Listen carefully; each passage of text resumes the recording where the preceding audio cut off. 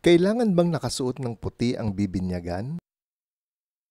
Binibigyan natin ng karangalan ang mga importanteng okasyon sa buhay gaya ng birthday, graduation, o kasal sa pamamagitan ng handaan at pagsuot ng espesyal na damit. Ang binyag ay ang pinakaimportanteng okasyon sa buhay. Ito ay ang araw kung kailan nagiging anak ng Diyos ang isang tao at nagiging miyembro ng katawan ni Kristo. Ang bibinyagan ay pangkaraniwang pinagsusuot ng puting damit para sa pagtanggap ng sakramento. Gayon din ay dapat magbihis ng may respeto ang mga magulang, ninong at ninang at naayon sa okasyon sa simbahan. Ang puti ay kulay ng binyag at magandang tignan, pero habang binibinyagan ng bata, hindi kailangan puti ang kanyang suot na damit. Kailan binibihisan ng puti ang batang binibinyagan? Ito ay isinusuot sa bata pagkatapos ng mga ritual ng binyag, ang pagbuhos ng tubig, at ang paglalagay ng banal na langis. Binibihisan ng bata ng puti, tanda ng muling pagsilang niya kay Kristo.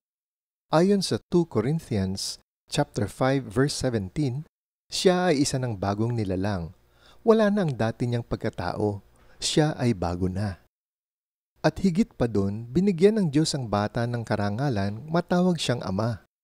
Ang sabi sa Galatians chapter 3 verse 27, si Kristo mismo ang iyong isinuot na parang damit nang kayo'y bininyagan sa inyong makikipag-isa sa Kanya.